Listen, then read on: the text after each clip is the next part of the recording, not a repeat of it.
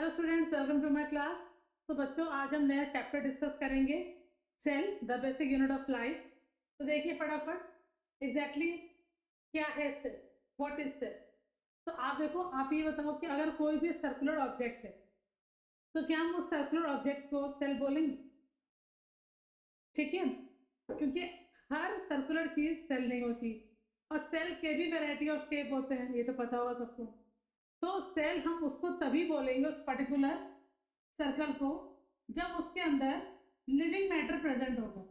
क्या प्रेजेंट होगा उसके अंदर? Living matter. ठीक है, लिविंग मैटर। और उस लिविंग मैटर को नाम दिया था प्रोटोप्लाज्म। किसने दिया था नाम बच्चों?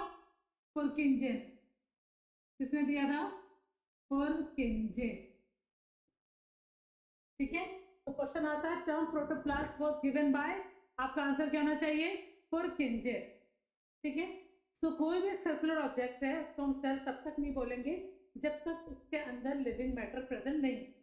अगर सेल के अंदर लिविंग मैटर प्रेजेंट है तो उस पर्टिकुलर लिविंग मैटर को हम लोग क्या बोलते हैं? प्रोटोप्लास्ट। हमारी बॉडी में जितने भी मेटाबॉलिक रिएक्शन है, जिसको नॉर्मल आप केमिकल रिएक्शन भी बोलते हैं, बट अब लिविंग बॉडी में केमिकल रिएक्शन हो रही है तो वहां पे हम टर्म यूज करते हैं मेटाबॉलिक रिएक्शन। समझ में आया? तो हमारी बॉडी में जितनी भी मेटाबॉलिक रिएक्शंस है वो सभी के सभी रिएक्शंस कहाँ परफॉर्म होती है? सेल के प्रोटोप्लाज्म।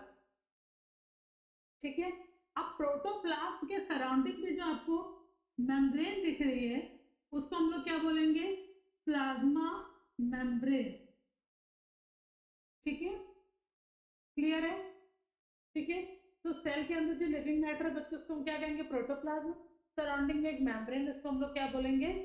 Plasma membrane. यहाँ तक क्लियर है? फिर आपसे क्वेश्चन पुटअप किया जाता है कि जब सेल के अंदर प्रोटोप्लाज्म है तो सेल के अंदर साइटोप्लाज्म कहाँ है? हमने ये भी तो पढ़ रखा है कि सेल के अंदर साइटोप्लाज्म होता है, साइटोप्लाज्म के सेंटर में न्यूक्लियस होता है। तो जब प्रोटोप्लाज्म है सेल के सेंटर में तो फिर साइटोप्लाज्म कहाँ पे? तो देखो फटाफट, प्रोटोप्लाज्म जो है वो जब डिवाइड होगा तो दो पार्ट्स में डिवाइड। फर्स्ट पार्ट है उसका साइटोप्लाज्म और सेकंड पार्ट है उसका न्यूक्लियस। ठीक है, मतलब ये हमारे पास एक सेल है। ठीक है, अब सराउंडिंग में आपको जितना भी फ्लूइड दिख रहा है, ठीक है, ये सारा का सारा फ्लूइड है और सेंटर में आपको दिख रहा है न्यूक्लियस प्रेजेंट। तो जब आपको ऐसा स्ट्रक्चर दिखे, आपको न्यूक्लियस दिख रहा सेंटर में, तो आपसे जब भी पूछा जाएगा कि न्यूक्लियस के सराउंडिंग पे कौन सा लिक्विड प्रेजेंट है, कौन सा फ्लूइड प्रेजेंट है, तब आंसर क्या दोगे? Cytoplasm. Outside the nucleus a fluid is present called cytoplasm. और दोनों को जब आप जोड़ दोगे तो क्या बन जाएगा? Overall protoplasm. ठीक है, क्लियर है? अब अकॉर्डिंग टू साइटोप्लाज्म हम यहाँ पे जो मेम्ब्रेन है उसको क्या कहेंगे? Cell membrane. According to protoplasm, using the term plasma membrane. According to cytoplasm, using the term cell membrane. ठीक है, समझ में आ गया एग्जैक्टली व्हाट इज सेल? तो अब आपको डेफिनेशन और से समझ में आ जाएगी। सेल क्या है? Fundamental structural and functional unit of living organism. ठीक है, जितने भी हमारी बॉडी में, ठीक है, टिश्यूज बने, ऑर्गन्स बने, उनकी यूनिट, सिंगल यूनिट क्या है? Cell. Cell combine to form tissue, tissue combine to form organs, organ combine to form organ system, और ऑर्गन सिस्टम जो सारे के सारे जुड़ते हैं तो बच्चों क्या तैयार होता है? Organism, living organism. ठीक है, तो इसीलिए सेल को क्या बोला गया? Basic structural and functional unit. जब बहुत सारे सेल जुड़ते हैं तो पहले तो स्ट्रक्चर तैयार होता है और हर एक डिफरेंट स्ट्रक्चर डिफरेंट फंक्शन को क्या करता है? परफॉर्म करता है। जैसे किडनी का फंक्शन डिफरेंट है, लंग्स का फंक्शन डिफरेंट है, हार्ट का फंक्शन डिफरेंट है। ठीक है, क्लियर है? एक डेफिनेशन और दी है, वो भी देख लीजिए। A unit of biological activity delimited by a differentially permeable membrane। अब इसका मतलब क्या, what do you mean by differentially permeable membrane? ये भी समझिए, आपको जो प्लाज्मा मेम्ब्रेन सेल के सराउंडिंग में दिख रही, उस प्लाज्मा मेम्ब्रेन का नेचर कैसा है? तब होगा डिफरेंशियली परमिएबल मेम्ब्रेन। इसी को हम सिलेक्टिवली परमिएबल मेम्ब्रेन भी बोलते हैं।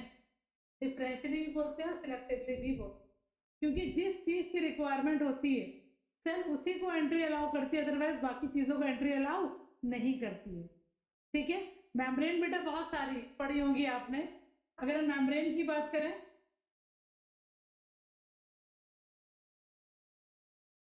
सबसे पहले कैटेगरी में आती है परमिएबल मेम्ब्रेन। परमिएबल का मतलब क्या है? ये हमारे पास एक मेम्ब्रेन है, ठीक है। अब उस मेम्ब्रेन से सॉल्यूट को भी एंट्री मिल रही है और उससे सॉल्वेंट को भी एंट्री मिल रही है, दोनों को एंट्री मिल रही है, सॉल्यूट को भी मिल रही है और सॉल्वेंट को भी अलाउ कर रहा है। तो ऐसी मेम्ब्रेन को हम लोग क्या बोलेंगे? Permeable membrane. ठीक है, फिर आता है आपका इम्परमिएबल मेम्ब्रेन। इम्परमिएबल में क्या होगा भाई?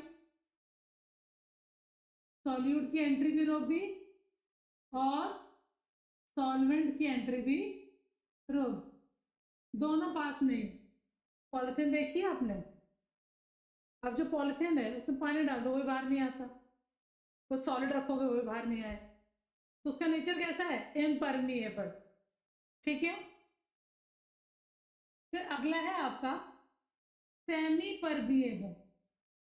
अब सेमी परमिएबल में क्या आता है भाई? सेमी परमिएबल में जो मेम्ब्रेन है, ठीक है, वो मेम्ब्रेन सॉल्यूट की एंट्री को रोक देगी, सॉल्वेंट की एंट्री को अलाउ कर देगी। जैसे आपने चाय छानने वाली छन्नी देखी, उसमें क्या होता है? सॉल्यूट ऊपर रह जाता है, चाय पत्ती, और जो आपकी चाय है लिक्विड फॉर्म वाली वो नीचे निकल जाती है। तो ऐसी मेम्ब्रेन को हम लोग क्या बोलते हैं? Semi permeable. और सबसे लास्ट है डिफरेंशियली परमिएबल मेम्ब्रेन, जिसको हम सिलेक्टिवली परमिएबल मेम्ब्रेन भी बोलते हैं। अब आपको मैं नॉर्मल से एग्जांपल देती हूँ, ध्यान से। आपने पिज्जा खाया हुआ, जस्ट एग्जांपल, ठीक है, आपका पेट भरा हुआ।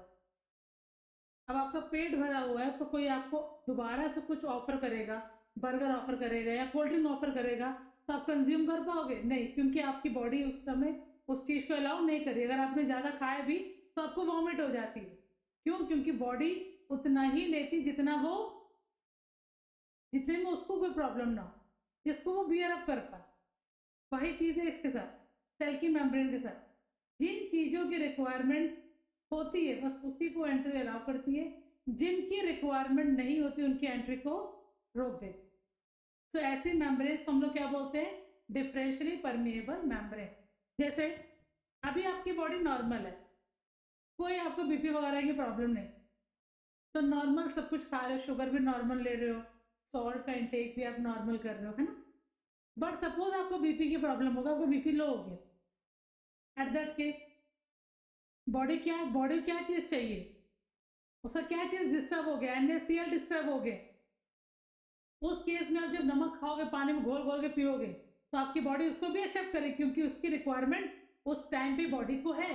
तो उसकी एंट्री को क्या करेगी? वो अलाउ कर देगी, ताकि आपका जो बीपी है वो क्या हो जाए? नॉर्मलाइज हो जाए। समझ रहे हो? बस वही चीज़ है। किसी को शुगर की प्रॉब्लम होती है तो एकदम से शुगर उनका लो हो जाता है, तो उनको ज़्यादा अमाउंट में मीठा खाना पड़ता है, वैसे वो नॉर्मली मीठा खाते नहीं हैं। तो जैसी बॉडी की रिक्वायरमेंट है वैसी चीज़ें आपको बॉडी को प्रोवाइड करनी पड़ेगी। उसी तरीके से हमारी प्लाज्मा मेम्ब्रेन जो है उसको जब जिस चीज़ की रिक्वायरमेंट होगी उसको एंट्री अलाउ करेगी, अदरवाइज बाकियों की एंट्री रोक देगी। इसके नेचर को हम लोग क्या बोलते हैं? डिफरेंशियली और सिलेक्टिवली परमिएबल मेम्ब्रेन। ठीक है, यहाँ तक टॉपिक क्लियर है? अब डिलिमिटेड क्यों बोला गया? क्योंकि सराउंडिंग में मेम्ब्रेन है, इसका नेचर कैसा है? Differentially permeable and capable of self reproduction in a free medium of other living system. अब इस सेल को जब आप किसी भी कल्चर मीडिया में ग्रो कराते हैं तो इजीली उसका अमाउंट क्या होता है, 1 से 2, 2 से 4। हमारी बॉडी में ये चीज़ तो हो ही रही है, नेचुरली तो हो ही रही है, बट अगर हम आर्टिफिशियल मीडियम भी देते हैं तो भी वो सेल क्या करती है, रिप्रोड्यूस करती है, अपना अमाउंट क्या करती है, इंक्रीज करती है। क्योंकि जब सेल का अमाउंट इंक्रीज होता तभी हमें क्या देखने को मिलती है, ग्रोथ। ठीक है, क्लियर है? तो आई होप आपको दोनों डेफिनेशन बहुत अच्छे से क्लियर हो गए होंगे। फिर देखिए बायोलॉजी की वो ब्रांच जिसमें हम स्टडी करते हैं किसकी, सेल के स्ट्रक्चर्स की, different different shape, size, functions की, उसको हम लोग क्या बोलते हैं, साइटोलॉजी। बट आज के टाइम पे उसको हम लोग क्या बोलते हैं, सेल बायोलॉजी। अब साइटोलॉजी टर्म नहीं यूज हो, बट अभी एनसीईआरटी हमारे पुराने डर पे चल रही है तो साइटोलॉजी यूज हो रहा है। बट मॉडर्न नेम क्या है साइटोलॉजी का, सेल बायोलॉजी। ठीक है, 1665 में जब रॉबर्ट हुक आए थे, उन्होंने क्या ली थी, बॉटल की कॉक। अब कॉक बताने की रिक्वायरमेंट तो है नहीं, क्योंकि लास्ट चैप्टर जो हमने डिस्कस किया था उसमें कॉक मैंने आपको बहुत अच्छे से एक्सप्लेन करी थी। ठीक है, क्लियर है? तो हमने क्या ली थी, बॉटल की कॉक। ठीक, अब वो जो कॉक है, अरे शैंपेन का ढक्कन देखा, बॉटल का ढक्कन आपने, वो भी कॉक ही है। ठीक है, तो अब वो जो कॉक है उसमें उन्होंने स्मॉल कंपार्टमेंट्स को देखा। ठीक है, मतलब बॉटल की कॉक में क्या था, जाला। उस जाले को जब उन्होंने माइक्रोस्कोप में देखा तो बच्चों कुछ ऐसा स्ट्रक्चर देखने को मिल रहा था, और ऐसे स्ट्रक्चर देखने में कैसे लग रहा था, बिहाइव लाइक, मधुमक्खी के छत्ते जैसा। और इसी स्ट्रक्चर को उन्होंने नाम दिया था सेल्यूले। क्या नाम दिया गया था, सेल्यूले, जिसको आज हम क्या बोलते हैं, सेल। ठीक है, तो अगर आपसे वो क्वेश्चन पूछे कि रॉबर्ट हुक ने कौन से सेल को डिस्कवर किया था, तो कैसा आंसर देंगे, लिविंग या डेड, बताइए। अब बिहाइव जो है, मधुमक्खी का जो छत्ता है, वो लिविंग है कि डेड है, डेड है, हाउस तो डेड ही होगा ना। ठीक है, सो जो डिस्कवरी है, वैसे तो क्वेश्चन आता है वो डिस्कवर्ड सेल, बट कभी कभी घुमा क्वेश्चन पूछते वो डिस्कवर्ड डेड सेल, तो आंसर क्या होगा आपका, रॉबर्ट हुक। ठीक है,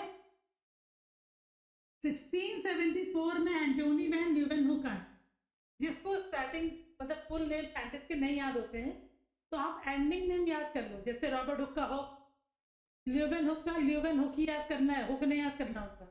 एंटोनी वैन ल्यूवेनहुक का भी याद करोगे, ल्यूवेनहुक। ठीक है, तो 1674 में ल्यूवेनहुक ने पहली बार लिविंग सेल को देखा था, उसके बारे में बताया था। कहाँ देखा था कहोगे, पॉन्ड वाटर में देखा था। कहाँ देखा था, पॉन्ड वाटर में। और पॉन्ड वाटर में उन्होंने क्या देखा था, आप कहोगे बैक्टीरिया। तो उसी बैक्टीरिया को क्या नाम दिया था इन्होंने, लिविंग सेल। ठीक है, क्लियर है? फिर पुरकिंजे, पुरकिंजे के बारे में मैंने आपको बता दिया है। इन्होंने क्या दिया था, टर्म प्रोटोप्लाज्म। लिविंग मैटर को नाम दिया था प्रोटोप्लाज्म किसने, पुरकिंजे ने। ठीक है, कब दिया था, 1837 में। ठीक है, नेक्स्ट है आपका 1831, रॉबर्ट ब्राउन आए थे, इन्होंने डिस्कवर किया था मसल सेल के अंदर न्यूक्लियस। तो क्वेश्चन पुट अप होता है कि रॉबर्ट हुक ने न्यूक्लियस को डिस्कवर किया था कहाँ पे, कौन सी सेल में देखा था, मसल सेल में देखा था। ठीक है, और उसको नाम दिया था न्यूक्लियस को उस टाइम पे, सार्कोड। क्या नाम दिया था, सार्कोड, क्योंकि muscle is related to sarco. अभी आप आगे पढ़ोगे कि मसल का जो साइटोप्लाज्म होता है बच्चों, उसको क्या बोलते हैं, सार्कोप्लाज्म। मसल की प्लाज्मा मेम्ब्रेन को क्या बोलते हैं, सार्कोलेमा। तो sarco is related to muscle. ठीक है, क्लियर है? और कोड वर्ड क्यों बोला गया, सार्कोड ही क्यों बोला गया, भाई देखो न्यूक्लियस है containing genetic material means DNA. ठीक है, और डीएनए बेटा चलती है क्या, base pairs, ATGC, biomolecule chapter में आप पढ़ोगे। ठीक है, तो अब ये जो बेस पेयर है ये क्या प्रोड्यूस करते हैं, कोडिंग। हमारे न्यूक्लियस में जो डीएनए के बेस पेयर्स हैं वो क्या करते हैं, कोडिंग। अब उसी से रिलेटेड यहाँ नाम पड़ा था सारकोड। मसल में जो न्यूक्लियस है वो क्या परफॉर्म करता है, coding, means it containing DNA, तो टर्म क्या दे दिया गया, सारकोड। ठीक है, समझ में आया? यहाँ तो कोई डाउट है किसी को? सब नोट कर लिए इंपॉर्टेंट पॉइंट? ठीक, चलो ये ऊपर वाला सब नोट कर लिए, permeable, impermeable, semi permeable, all.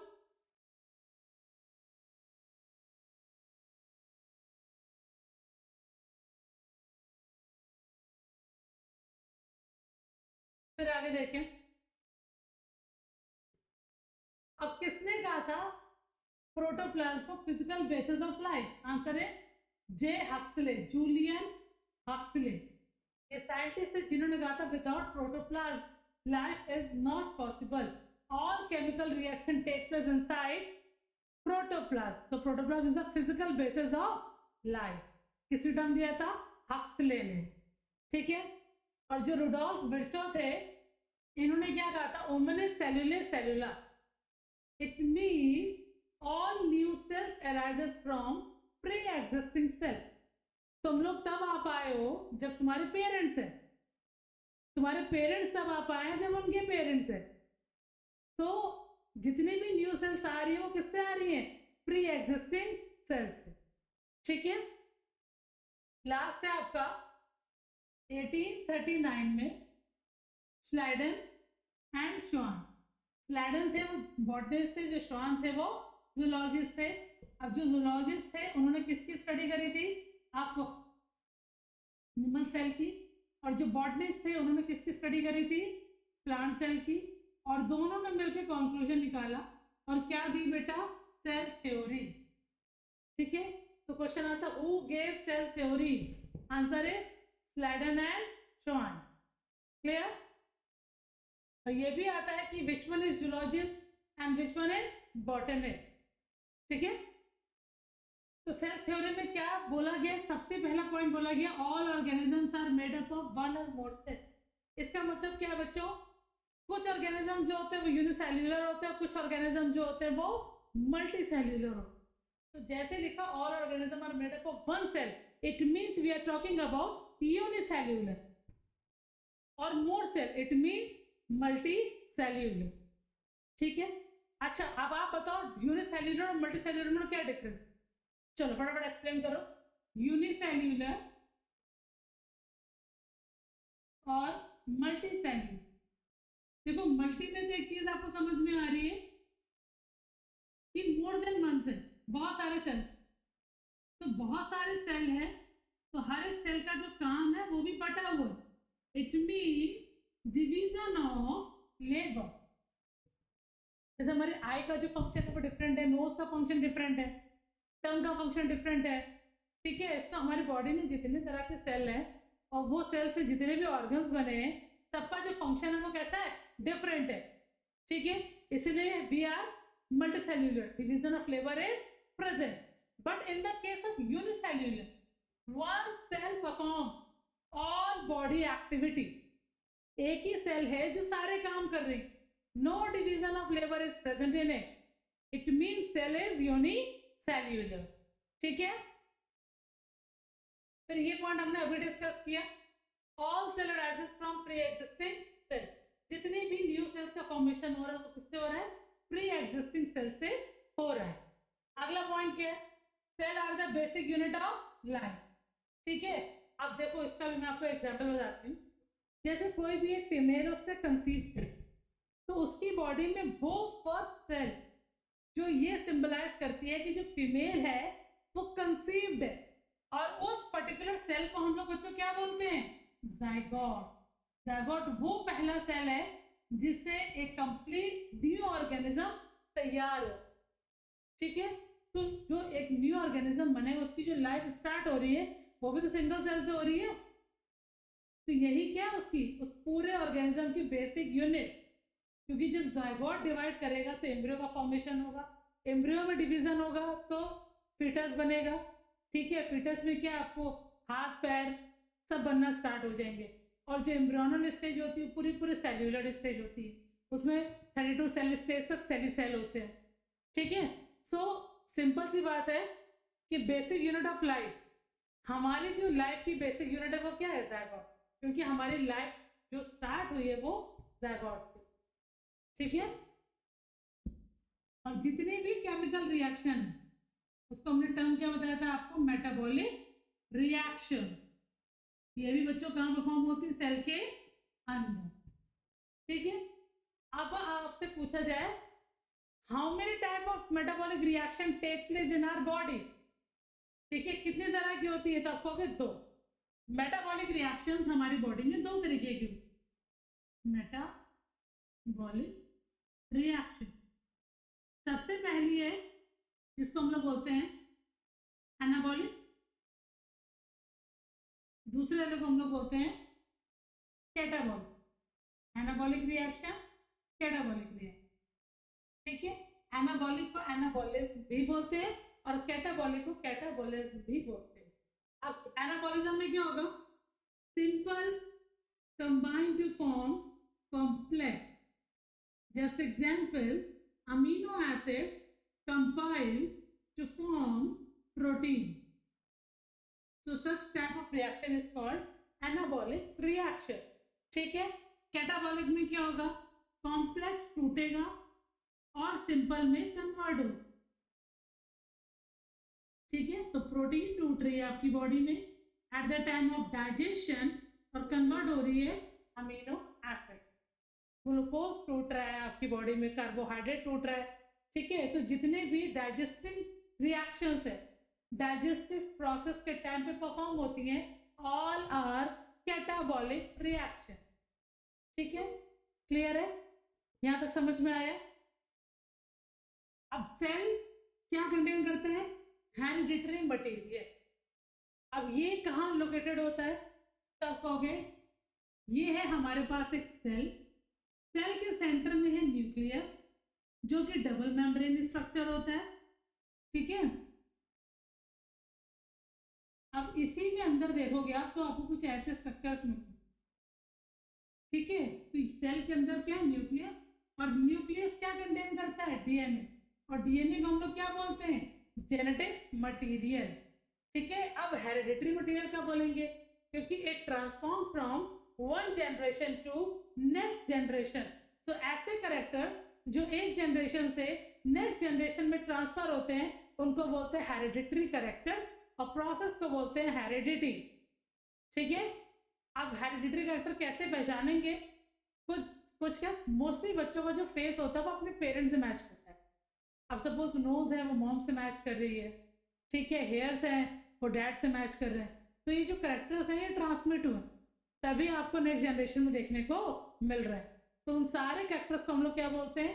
Hereditary character, ठीक है। तो यहाँ तक सारे पॉइंट क्लियर है, ठीक है।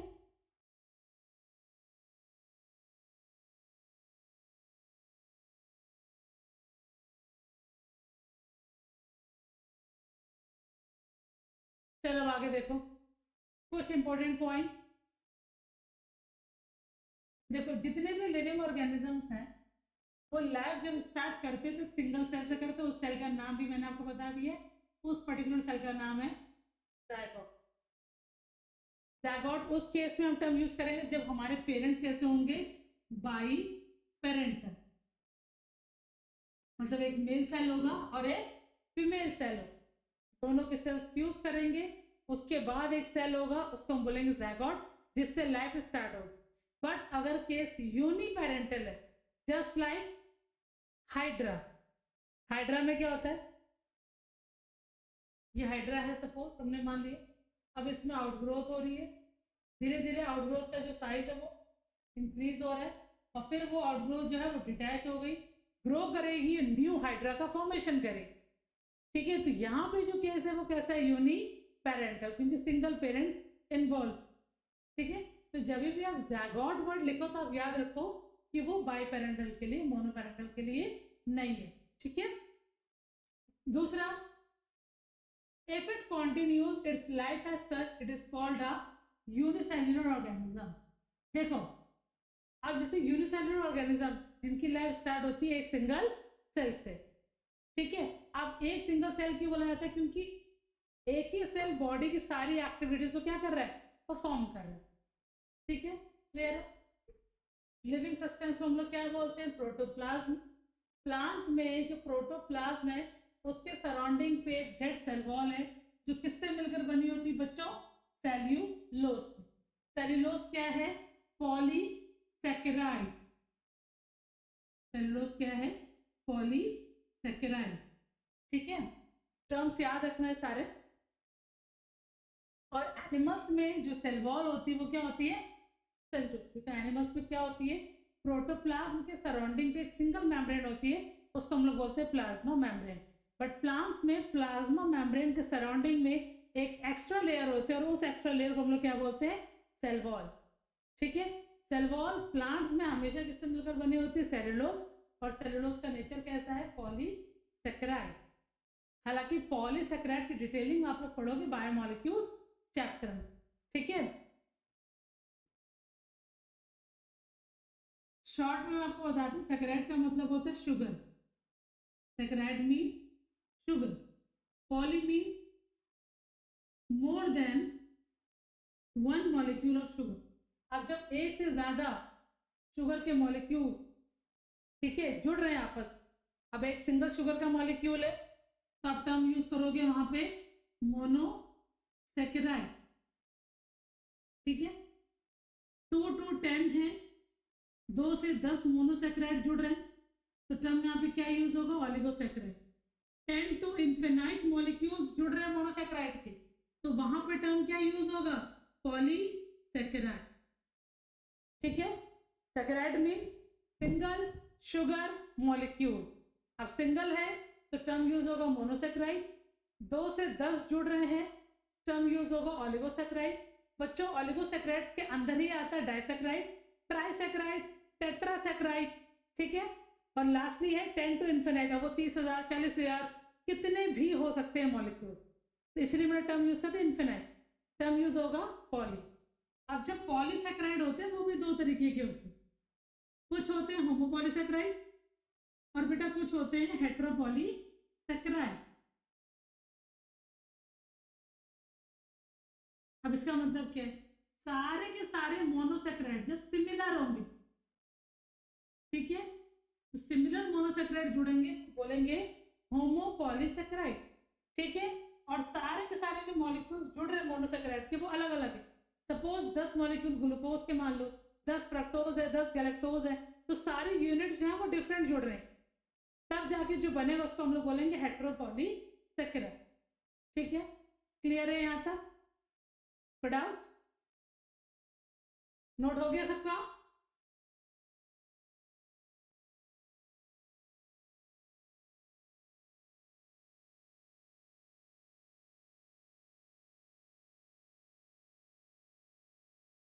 अब हमें पढ़ना है टाइप्स ऑफ सेल, कितने तरह के सेल होते हैं। ठीक है, तो सेल की जो कैटेगरी है बच्चों वो दो कैटेगरी, पहली है प्रोकैरियोटिक सेल और दूसरी है आपकी eukaryotic cell.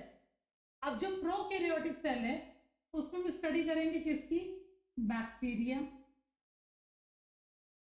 Blue green algae और माइकोप्लाज्मा। ठीक है, ब्लू ग्रीन एल्गी को ही हम लोग बोलते हैं साइनोबैक्टीरिया।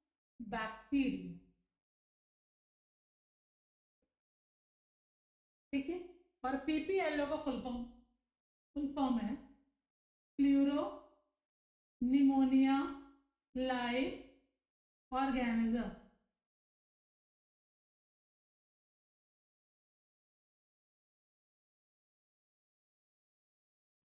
ठीक, क्लियर है। तो दो तरह के सेल में सबसे पहले हमें डिस्कस करना है बैक्टीरिया के बारे में, और फिर हमें लेटर डिस्कस करना है यूकैरियोटिक सेल। अब यूकैरियोटिक सेल में प्लांट्स भी आते हैं बच्चों, एनिमल भी आते हैं। ठीक है, प्लांट्स भी आते हैं, एनिमल्स भी आते हैं, इंसेक्ट्स भी आते हैं। ठीक है, एनिमल्स के अंदर जितनी कैटेगरी है सारी आती है यूकैरियोट्स के अंदर। ठीक है, तो सबसे पहले स्टार्ट करते हैं प्रोकैरियोटिक सेल से रिलेटेड। प्रो का मतलब क्या होता है, प्रिमिटिव। कैरियन का मतलब क्या होता है, न्यूक्लियस। ठीक है, देखो स्ट्रक्चर सबसे पहले ये हमारे पास एक सेल है। अब सेल के सेंटर में जब देखेंगे तो हमें कुछ ऐसा स्ट्रक्चर देखने को मिलेगा। एक एक स्पॉट आपको दिख रहा है बस, और कुछ भी नहीं आपको दिख, तो उस स्पॉट को हम लोग क्या बोलेंगे, न्यूक्लियोइड। उसी को हम लोग क्या बोलते हैं, फॉल्स न्यूक्लियस, अनदर नेम पेरिकैरियन। ठीक है, और क्या बोलेंगे, इंसिपिएंट न्यूक्लियस। एक नाम और है जीनोफोर। इतने नाम है न्यूक्लियोइड। ठीक है, अब इसको फॉल्स क्यों बोलते हैं, अगर नॉर्मल न्यूक्लियस आप देखोगे तो न्यूक्लियस के सराउंडिंग पे न्यूक्लियर मेम्ब्रेन होती है। इसी वजह से जो भी जेनेटिक मटेरियल होता है वो न्यूक्लियस के अंदर प्रेजेंट होता है यूकैरियोटिक सेल में। बट हम प्रोकैरियोट्स की बात करें, सराउंडिंग पे क्या चीज नहीं है जो उसको फॉल्स बना रहा है, तो आप कहोगे nuclear membrane. Nuclear membrane is absent in prokaryotic cell. तो जो भी जेनेटिक मटेरियल होगा वो कहाँ प्रेजेंट होगा, साइटोप्लाज्म। क्लियर है इतना, इतना समझ में आया। उसके बाद अब जो प्लाज्मा मेम्ब्रेन आप देखोगे वो जगह जगह से फोल्ड होती है।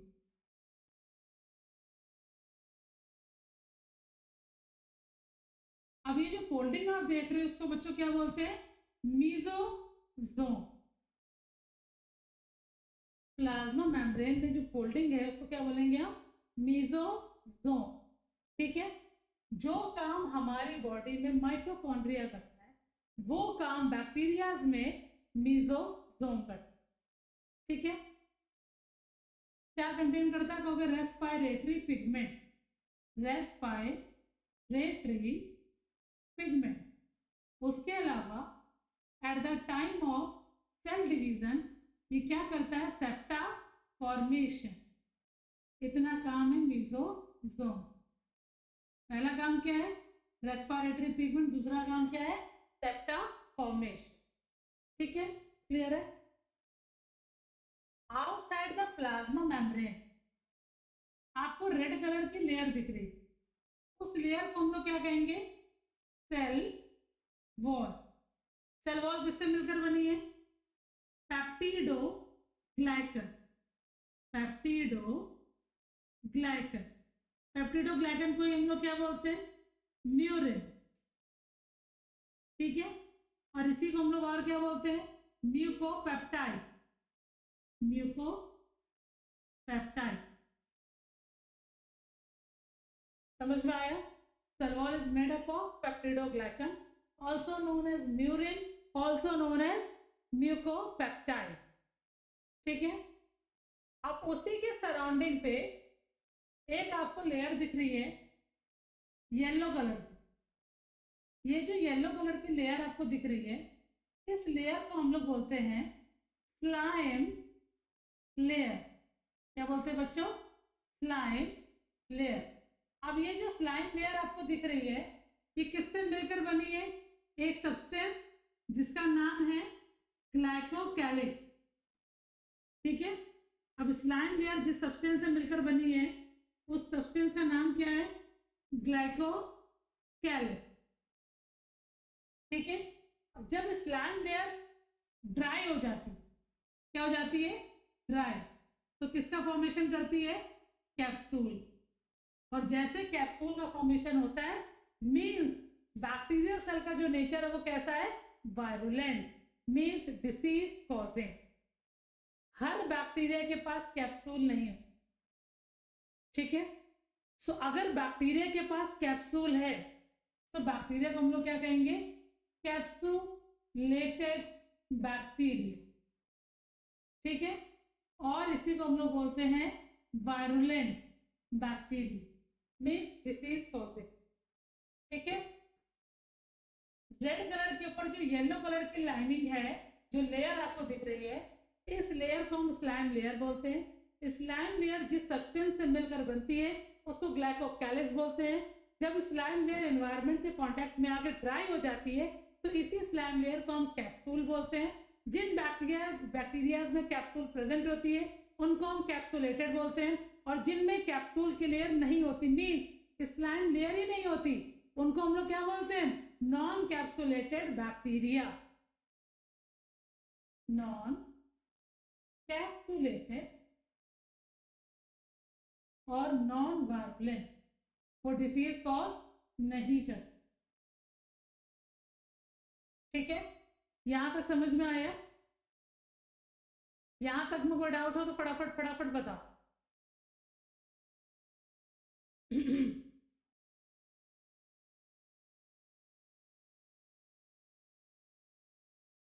फिर आगे देखो, तो ये सारी चीजें क्लियर हो गई। हमने क्या क्या डिस्कस किया? हमने ये पढ़ा कि सेल है, ठीक है, बैक्टीरियल सेल। अब जो सेंटर वाला रीजन है उसमें आपको क्या है, डार्क स्पॉट दिख रहा है, उस डार्क स्पॉट को हम लोग क्या बोलेंगे? न्यूक्लियोइड। न्यूक्लियोइड क्यों बोलेंगे? क्योंकि सराउंडिंग पे न्यूक्लियर मेम्ब्रेन एब्सेंट है। सो इसी न्यूक्लियोइड को हम इंसिपिएंट न्यूक्लियस भी बोलते हैं, पोस्ट न्यूक्लियस बोलते हैं, पेरिकैरियन बोलते हैं, जीनोफोर बोलते हैं।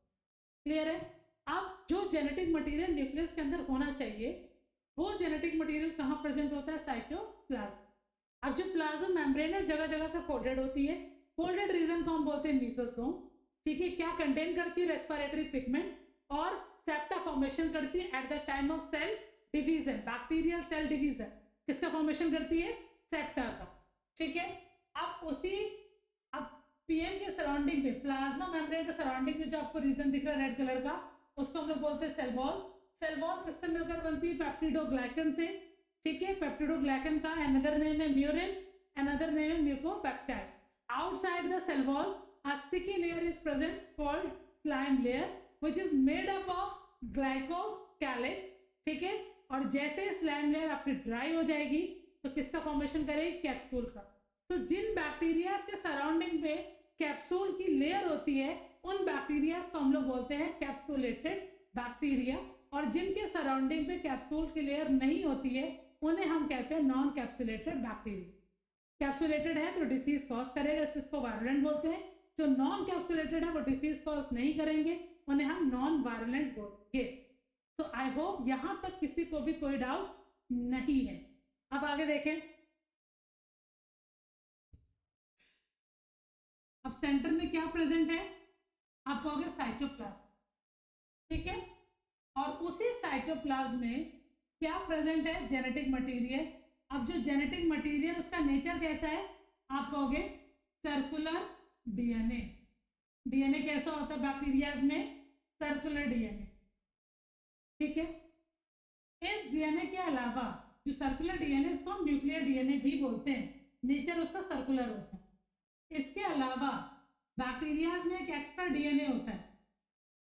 ठीक है, और उस डीएनए को हम लोग बोलते हैं प्लास्मिड। क्या बोलते हैं बच्चों? प्लास्मिड। प्लास्मिड को हम लोग क्या बोलते हैं? Extra chromosomal DNA. क्या बोलते हैं प्लास्मिड को? Extra chromosomal DNA. ठीक है, तो देखो भाई, कभी कभी क्या होता है, प्लास्मिड और न्यूक्लियर डीएनए ये दोनों आपस में जुड़ जाते हैं। तो अगर दोनों जुड़ गए, कौन कौन? प्लास्मिड क्या है? Extra chromosomal DNA. ठीक है, प्लस न्यूक्लियर डीएनए। जब ये दोनों जुड़ जाते हैं तो क्या बनता है? एपिसोम।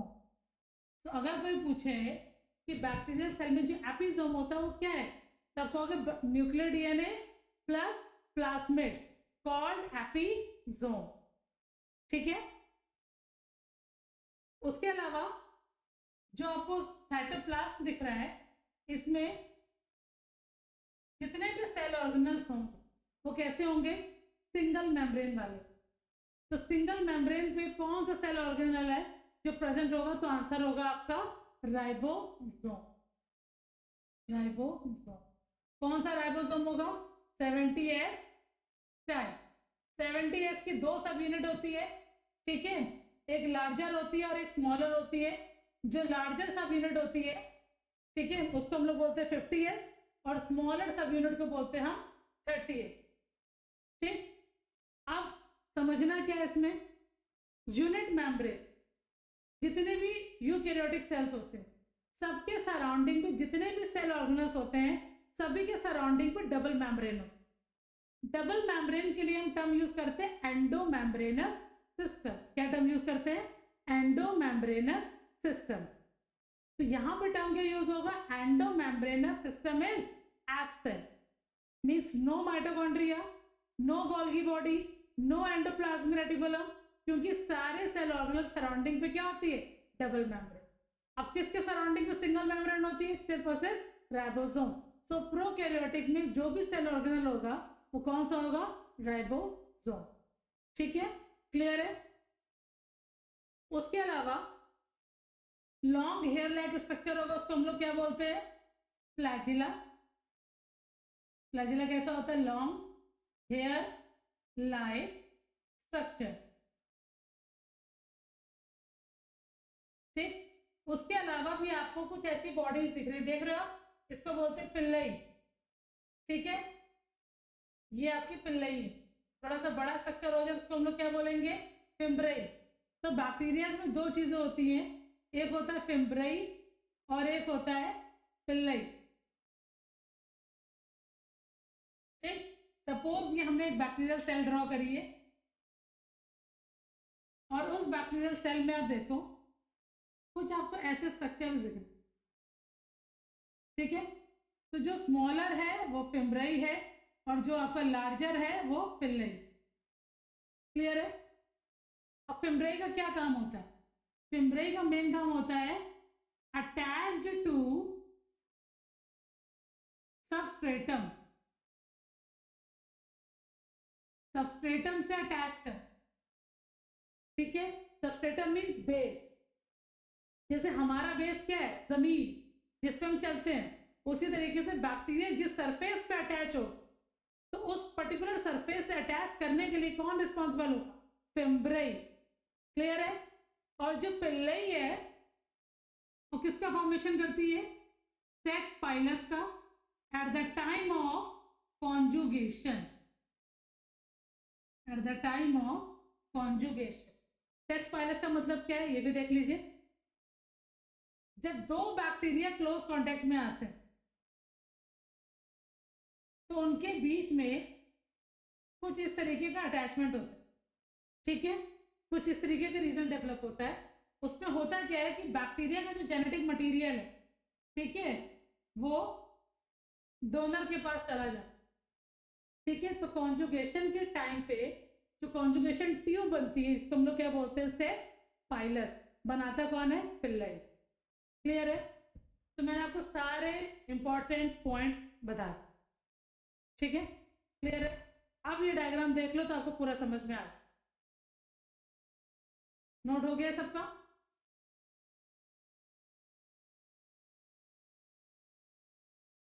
देखो, न्यूक्लियोइड रीजन क्लियर हो गया कि क्या है न्यूक्लियोइड रीजन आपका? पिल्लई क्लियर है, राइबोसोम क्लियर है।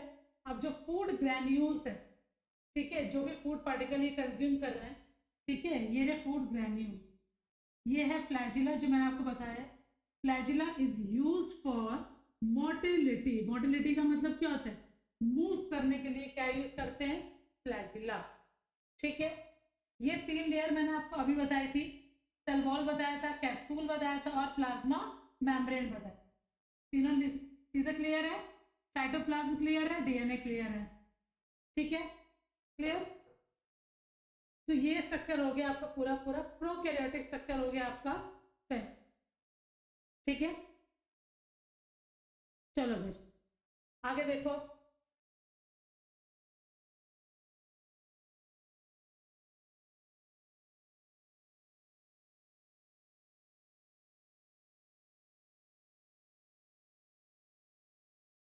अब ये जो डायग्राम आप देख रहे हो, ये डायग्राम है shape of bacteria. Shape of bacteria.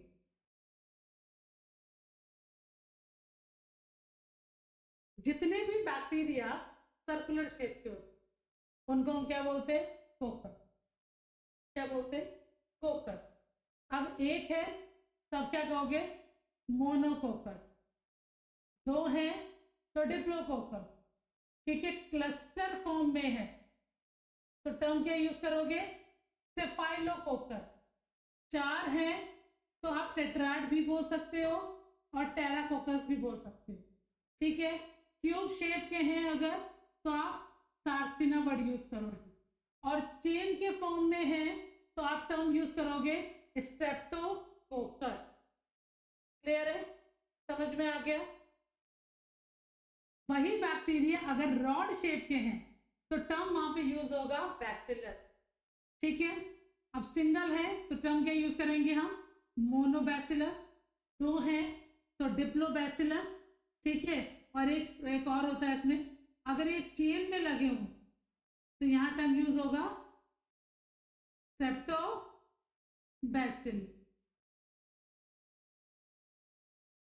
Clear है, समझ में आया इतना, ठीक है। तो जो आपका फोकस है उसकी कितनी फॉर्म है, टोटल 5 फॉर्म, हाँ सॉरी 6 फॉर्म, और इसके सिर्फ 3 ही फॉर्म, ठीक है। अगला अगर कॉमा शेप का है तो टर्म के यूज करेंगे विब्रियो, ठीक है। इसको हम लोग क्या बोलते हैं, स्पाइरुलम, ठीक है। स्पाइरल शेप का, तो स्पाइरल शेप के लिए क्या यूज करेंगे, स्पाइरुलम। क्लियर है। अब अगर हम फ्लैजिला की बेसिस पे देखें तो बैक्टीरिया कैटेगराइज किया गया है। देखो अगर सिर्फ एक फ्लैजिला है तो बैक्टीरिया को हम लोग क्या कहेंगे, monotrichous, single bacteria, sorry single flagella. अब एक ही रीजन पे बहुत सारे फ्लैजिला तो टर्म यूज होगा लोफोट्राइकर। दोनों एंड्स पे बहुत सारे फ्लैजिलाज है, मतलब मोर देन 2 फ्लैजिला, तो टर्म यूज होगा आपका एम्फीट्राइकस। पूरी कंप्लीट बॉडी में है तो टर्म यूज होगा पेरिट्राइकस, और अगर फ्लैजिला नहीं है तो टर्म यूज होगा एट्राइकस, ठीक है। बैक्टीरिया के सरफेस पर अगर फ्लैजिला नहीं है तो एट्राइकस, एक है तो मोनोट्राइकस, एक ही रीजन पे 2 से ज्यादा है तो लोफोट्राइकस, दोनों एंड्स में है एम्फीट्राइकस, पूरी बॉडी में है तो पेरिट्राइकस, ठीक है। सो ये है शेप ऑफ बैक्टीरिया, और ये था फ्लैजिला के बेसिस पे हमने बैक्टीरिया को कैटेगराइज किया, ठीक है।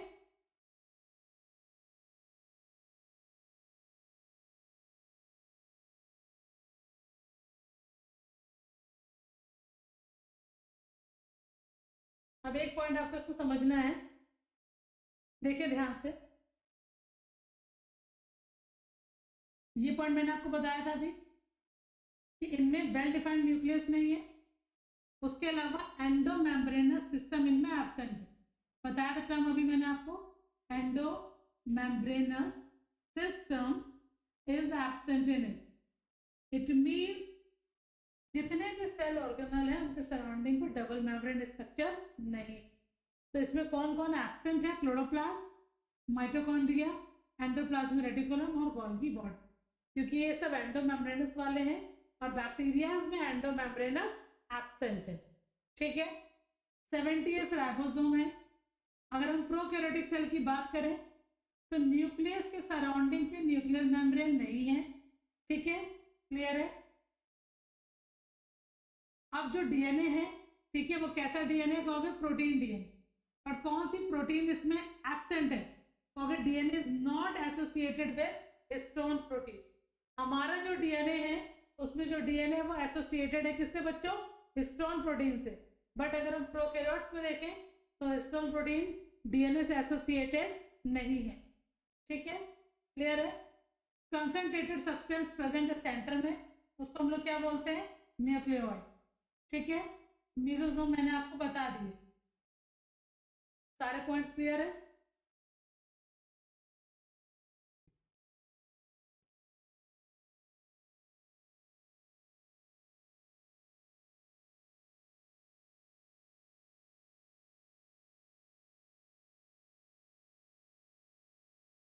फिर आगे देखें, मेसोसोम जो होता है एग्जैक्ट काम करता है जो काम हमारी बॉडी में माइटोकॉन्ड्रिया का, ठीक है। बैक्टीरियल सेल में फ्लैजिला होता है, कैसा होता है, लॉन्ग फिलामेंट शेप का, और इसकी क्या होती है, मोटिलिटी। मोटिलिटी मीन्स मूवमेंट, ठीक है। बैक्टीरिया का जो डीएनए होता है वो सर्कुलर डीएनए होता है, ठीक है। अब सर्कुलर डीएनए के अलावा जितने डीएनए होंगे उसको हम लोग क्या बोलते हैं, प्लाज्मिड। क्लियर? उसके अलावा प्रोकैरियोट्स में कुछ एक्स्ट्रा स्ट्रक्चर्स होते हैं, उनको बोलते हैं इंक्लूजन। क्या बोलते हैं? इंक्लूजन। अब इंक्लूजन्स क्या होते हैं? देखो, ये नॉन लिविंग डिस्क्रीट बॉडीज होती हैं जो साइटोप्लाज्म में प्रेजेंट होती है कुछ बैक्टीरिया, जैसे आर्की बैक्टीरिया जो बैक्टीरिया होते हैं जो ड्रास्टिक कंडीशंस में सर्वाइव करने की एबिलिटी रखते हैं, उनके साइटोप्लाज्म में कुछ नॉन लिविंग बॉडीज होती हैं और उन नॉन लिविंग डिस्क्रीट बॉडीज को हम लोग क्या बोलते हैं? Cytoplasmic inclusion. क्या बोलते हैं? Cytoplasmic inclusion. ठीक है? अब ये करते क्या है? ये स्टोरेज करते हैं न्यूट्रिएंट्स को, ठीक है, और उन सब्सटेंस को स्टोर करते हैं जिसकी रिक्वायरमेंट सेल को होती है। उसके अलावा ये बायोसी कंट्रोल करते हैं, ओरिएंटेशन करते हैं, ठीक है। तो ये काम होता है किसका? इंक्लूजन का, स्टोरेज करते हैं, ठीक है। तो आज का टॉपिक जो है आपका हो गया पूरा खत्म, ठीक है। नेक्स्ट टाइम हम डिस्कस करेंगे cell envelope and its modification के बारे में। अगर आपको मेरा लेक्चर अच्छा लगा हो तो please like, share and subscribe. Thank you for watching. Bye bye.